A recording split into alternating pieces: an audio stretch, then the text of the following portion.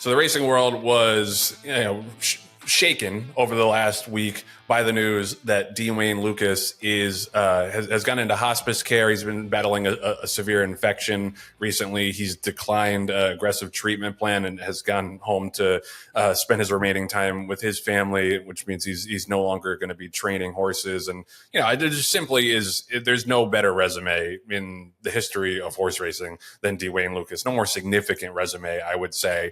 He was a Hall of Famer, obviously, inducted in 1999 to the Hall of Fame. 4-time winner of the Kentucky Derby, 7-time winner of the Preakness, 4-time winner of the Belmont Stakes, 5-time winner of the Kentucky Oaks. Trained 26 Eclipse Award winners, including 3 Horse of the Year winners, and had almost 5,000 wins, over $300 million in earnings from over 30,000 starts. It's one of the things I loved about Dwayne is his approachability as well. He was always happy to talk, to do an interview. You see his work with My Racehorse, bringing a lot of new fans into the business. He was just a great representative for the game beyond all of the success on the racetrack. Obviously, crazy work ethic, even into his late 80s, up at the track every morning, first guy there, last guy to leave. He's a guy who dedicated himself to the horses and to the sport, and just represented it so well for such a long time. And obviously, he hasn't passed away yet. I don't want to do the obituary or anything, but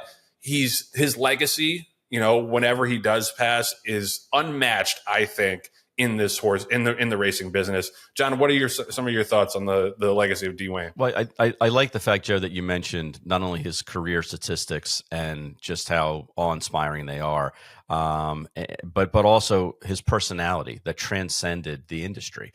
And you mentioned his approachability. You mentioned his sense of humor. I mean, even at the Alibi breakfast, as recently as this past year, where he was just as comfortable roasting as he was being roasted, and that humility and sense of humor is a tough combination to have.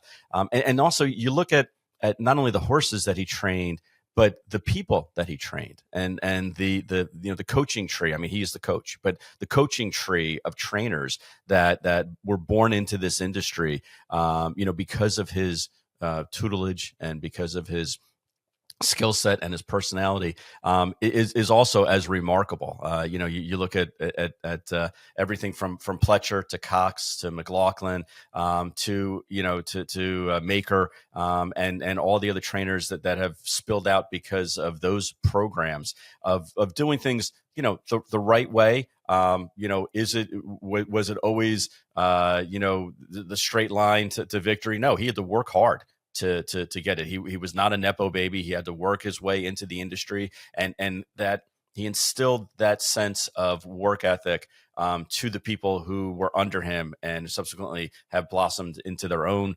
abilities as trainers. But Joe, I think it's safe to say that in my early days of the industry in the 80s and the 90s, that's when Dwayne Lukas was the super trainer. I mean, he was the guy who had all of the really good horses and good programs, from the Kleins out in California, where he trained Lady Secret, and then he trained Serena Song, who won the Haskell and beat the boys a couple of times, which was a very unusual feat at the time. And then he took over an Overbrook program, that people remember Overbrook Farm as Stormcat, but there were so many other great horses that came out of that program, from Editor's Note to Grindstone to Timber Country, Tabasco Cat. And the list goes on and on and on, as far as the horses that he touched and that he trained to success. It's just unbelievable. The other stat that I thought was incredible, Joe, is that he had 20 different Breeders' Cup winners. 20 different Breeders' Cup winners. And the Breeders' Cup wasn't even in existence for the first third of his career. So he didn't even have that opportunity to run horses in what we now know as the Breeders' Cup Championship races. But it's also interesting that he kind of remade himself. Because after his brilliant success in the 80s and 90s, he kind of went through a lull and, was down in horses, and his statistics, prove this out. And then over the past couple of years has had a renaissance. most recently led by Preakness winner Seize the Gray. So it's just been a great career to watch from a lot of different aspects, a lot of different views, and his impact in the industry is unparalleled. Yeah, no, absolutely. And you mentioned the coaching tree. Like, I think that's a big part of his legacy, the training tree, as it were. Todd Pletcher obviously leads the list, but you've also got Karen McLaughlin, Mike Maker, Mark Hennig, Dallas Stewart, George Weaver, Bobby Barnett, Randy Bradshaw, all people who learned at the foot of Dwayne Lucas. And I have credited him over the years with their success. Like, decades later, Todd Pletcher still talks about how much he learned from Dwayne. And I think that is a really remarkable thing. And yeah, he's also he's a Hall of Fame quarter horse trainer. He's the only guy ever, only person ever to be a quarter horse trainer, Hall of Famer, and thoroughbred racing Hall of Famer, which is a remarkable accomplishment. To think that all of the stuff that he did in thoroughbred racing, that was after he had a Hall of Fame career as a quarter horse trainer, which is pretty incredible. And he started his thoroughbred career with 7 horses at Santa Anita, and he was really one of the first trainers to have like a coast to coast national presence. It was a much more regional game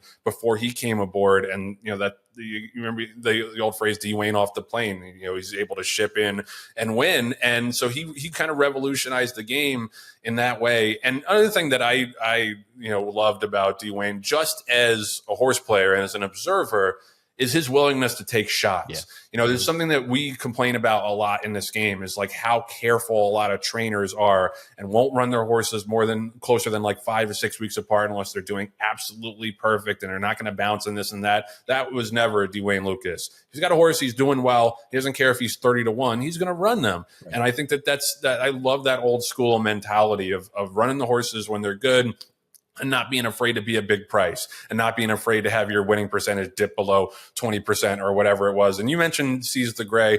To me, that's one of the greatest accomplishments in racing history, is to win the Preakness at 88 years old, and to do it with a group like My Racehorse. We've had our criticisms of the business model, but say what you will about My Racehorse, they bring a lot of new fans into the game and give them a small taste of ownership. And it's a real credit to Dwayne that even in his advanced age, he wasn't like, I don't want to deal with all that. Right. He's a promoter and an advocate of the sport, and he was happy to have all those new people in the business, whatever headaches it might bring. So that's one of the things I'll remember the most. Is 2 things.